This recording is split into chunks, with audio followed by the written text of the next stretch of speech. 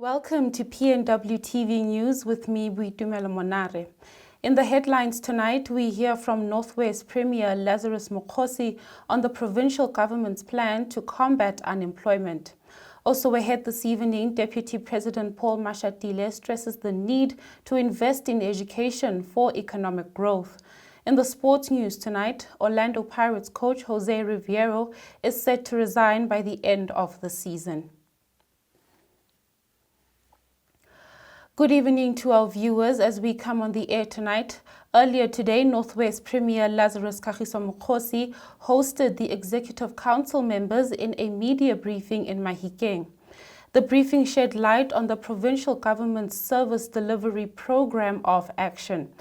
Now, the quarterly media briefing focused on the provincial government's continued plans to find sustainable solutions to fight high unemployment rates, poverty, and maintenance of public infrastructure. In his address, the Premier pledged 100 million rand to create jobs in the province. The provincial government has set aside a budget of 100 million rand to kickstart the growth fund, which will attract further collaboration with the private sector to work together to deliver on strategic projects and fund initiatives that create jobs and grow the economy of the province. Colleagues, the foundation is laid and the Northwest Provincial Government's service delivery machinery is moving ahead at great speed to radically transform government performance and delivery for the tenure of the current administration. This assertion is not only our boastful claim, but has been confirmed by the Auditor General in the PFMA audit outcomes and in several meetings we have had with the AG since taking office. We are convinced that with the improvements in the audit outcomes at the provincial level, we can achieve clean audits for all provincial government departments by the end of the term of the 7th administration. We currently have 2 departments which are Provincial Treasury and Sports, Arts, Culture and Recreation with clean audits. This achievement is a product of our dedicated and focused monitoring and support to departments in the implementation of post-audit action plans across departments. We go now to Brits, where both Madibeng municipal manager and executive mayor have been suspended. This is following claims of financial misconduct after a report was submitted to the Madibeng Council in February, suggesting that the recently hired municipal manager, Quiet Khatla, should be investigated. Khatla was suspended during a council meeting last week, while during Monday's council meeting, it was also announced that Madibeng Mayor, this is Douglas Maimane, has taken special leave, citing urgent personal matters. Now, this follows allegations of nepotism, amongst other things. Now, according to municipal spokesperson Boitumelo Chabalala, the executive mayor Douglas Maimane has been placed on special leave from the 25th of March until the 25th of April 2025. Member of Mayoral Committee for Human Settlement and Planning, Kumo Morare, has been appointed as the acting executive mayor for the period mentioned. In more news, Nigerian televangelist Pastor Timothy Omotoso and his co-accused, who were facing charges of rape, sexual assault and human trafficking, have all been acquitted.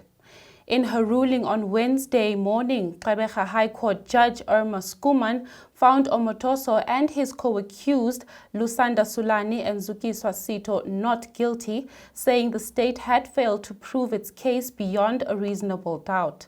Supporters of the accused could be seen celebrating outside the courthouse after the acquittal had been announced. Meanwhile, the ruling has left many of the pastor's accusers distraught and in shock of the ruling.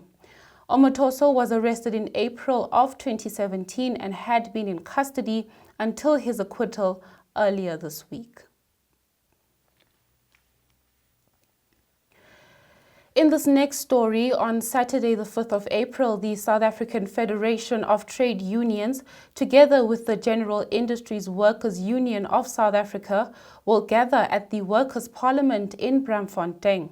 This comes after the unions expressed disapproval at the vote of 194 members of parliament to pass the 2025 austerity budget, which includes a 0.5% VAT increase and deep cuts to social spending.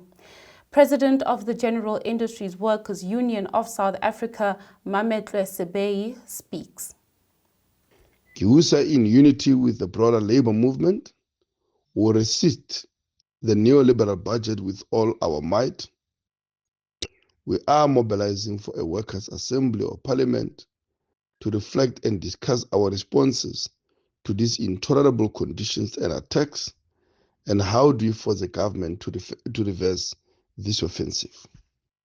This Saturday, at the Workers' Parliament convened by South African Federation of Trade Unions in Braamfontein, shop stewards, community activists, and social movements will gather to discuss these attacks and, above all, decide on plans for mass resistance. We call on all workers, the unemployed, students, and progressive forces to join us in this fight back. With that, let's get the latest in international news.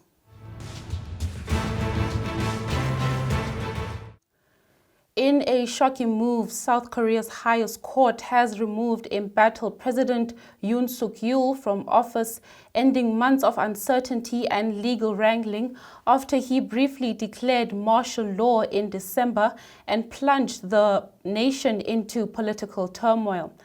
Now, the court's decision marks Yoon's formal dismissal from the presidency after Parliament voted to impeach him late last year.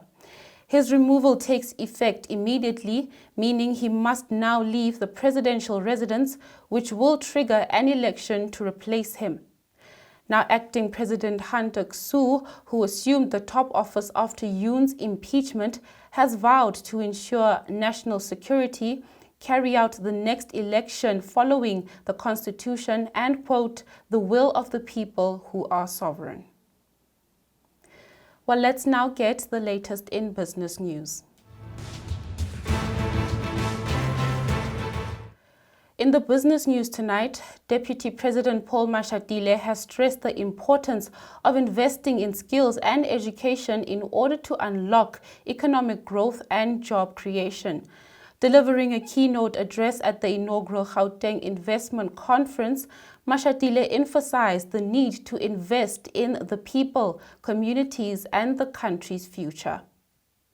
With the private sector to develop effective strategies and innovative solutions that generate employment opportunities and further expanding industries to advance Gauteng.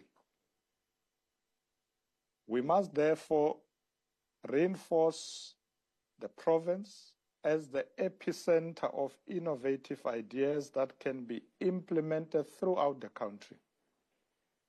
Our plans and commitments at this conference should concentrate on unlocking Gauteng's economic potential, which will directly contribute to growth of our national economy. We need to understand that Gauteng has long been the economic engine of South Africa, and its success is intrinsically tied to the prosperity of our nation. As I've said earlier, the province alone is the largest contributor to the country's GDP, accounting for approximately 34% of the national GDP. I believe that Gauteng can further increase GDP contribution by diversifying its economy beyond its traditional strength and markets. This means that the province can also focus on investing in emerging sectors like technology, innovation, renewable energy, that have the potential to drive our future growth plans. This does not imply that the province should disregard its current initiatives.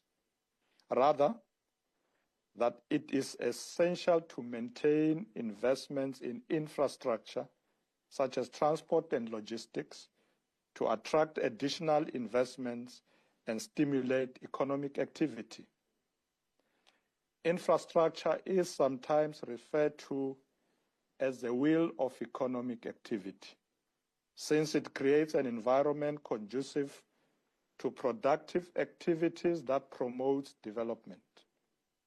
Moreover, the province should invest in education and skills development programs to ensure that the workforce is equipped to meet the demands of the growing economy. The highly sought-after skills include digital literacy, data analysis, artificial intelligence, cybersecurity, and renewable energy technologies. Therefore, investing in Gauteng is not just about... With that, stay with us as we take a look at the sports news.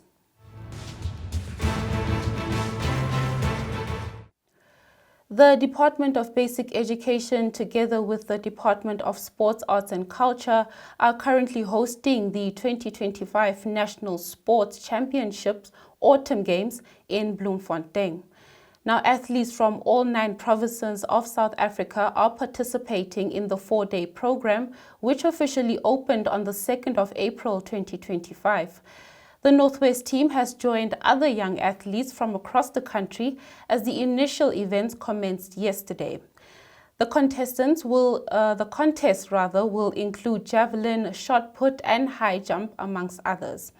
The event is set to end on the 8th of April. In soccer news tonight, the Orlando Pirates Football Club has announced that José Riveiro will be resigning from his role as head coach at the end of the current season. This is according to a statement issued on the 3rd of April. The statement indicated that Riveiro has communicated his intention to management not to renew his contract beyond its existing term. The Spanish coach's contract is set to expire at the end of the present campaign.